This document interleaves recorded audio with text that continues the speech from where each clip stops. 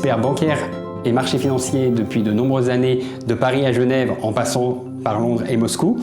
Je suis très heureux de vous offrir ma 4e émission 5 minutes pour 5 conseils de ma chaîne Comprendre pour entreprendre. C'est l'achat d'une vie, on entend souvent parler, on vit dedans. Vous avez compris, aujourd'hui on va parler de l'immobilier. Cette vidéo sera un mélange de mes connaissances professionnelles mais aussi de mes connaissances personnelles.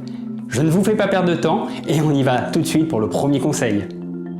Mon premier conseil, c'est prenez votre temps. Ne vous mettez pas la pression pour trouver un bien rapidement. L'immobilier, ça vous engage sur 10, 15, 20, 25 ans. À un instant T, avec des informations à un instant T. Que se passe-t-il si vous avez acheté trop petit? Que vous avez des enfants par exemple, que vous avez acheté trop grand, ou que vous avez un accident de la vie, un divorce, un décès, ou une opportunité professionnelle. J'ai vu beaucoup de jeunes actifs, dès leur contrat de travail signé, s'engager sur un appartement ou un autre bien immobilier et avoir une opportunité exceptionnelle de partir à l'autre bout du monde quelques mois plus tard. Bien entendu, il est toujours possible de mettre en location. Mais attention, on ne choisit pas sa résidence principale comme on choisit sa résidence locative. Mon deuxième conseil, c'est devenez agent immobilier. Alors il y a beaucoup de choses à dire sur les agents immobiliers. Il y en a des bons, il y en a des mauvais.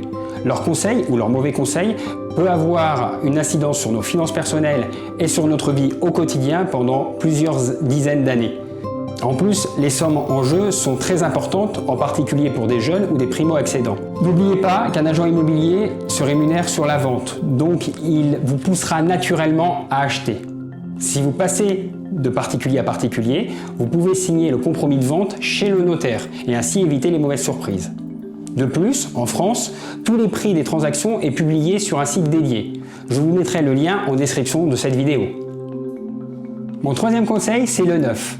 Pourquoi ne pas privilégier un programme neuf? Ils ont de nombreux atouts, outre les frais de notaire réduits, les bâtiments aux normes, pas de travaux.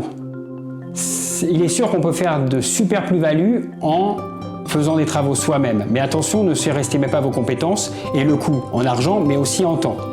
En plus, les bâtiments neufs sont en général en pointe en matière d'écologie. Il y a aussi les diagnostics et les normes qui seront dans le futur beaucoup plus contraignantes. Et des installations qui ne sont pas aux normes, c'est plus difficile à revendre et à mettre en location. Mon quatrième conseil, ça concerne le financement. Alors bien entendu, choisissez le taux le plus intéressant en mettant votre banque en concurrence. C'est simplement du bon sens et même pas un conseil. Attention, le taux est souvent un produit d'appel de la banque, donc regardez bien le dossier dans son ensemble. Les frais, les assurances, les coûts de la banque au quotidien si vous devez domicilier vos comptes ailleurs. N'oubliez pas, 80% des prêts immobiliers ne vont pas à leur terme. Donc il faut prendre en considération les frais de remboursement anticipés et si possible les annuler. Souvent, quelques dixièmes de pourcentage de taux en moins ne valent pas la rupture d'une relation bancaire de confiance datant de plusieurs années. Mon cinquième conseil s'adresse aux investisseurs locatifs. Il s'agit de la fiscalité. La fiscalité peut changer totalement la rentabilité de votre investissement. Il y a beaucoup d'astuces, en particulier en France, donc n'hésitez pas à chercher celle qui vous correspond le mieux. Il y a des conseils qui peuvent vous aider, mais attention, restez dans des montages simples, pas trop complexes, en particulier si c'est votre premier investissement.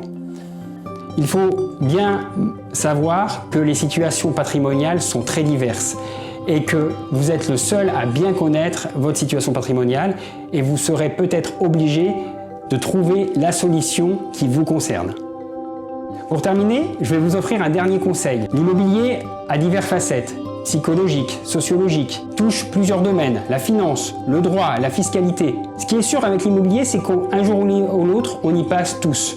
Donc il est important de se former sur ces critères et avoir une meilleure vision pour ses finances personnelles et profiter de ce levier extraordinaire, mais qui, attention, à mauvais escient peut être aussi un boulet. Il faut se former sur ces domaines qui vous touchent quotidiennement.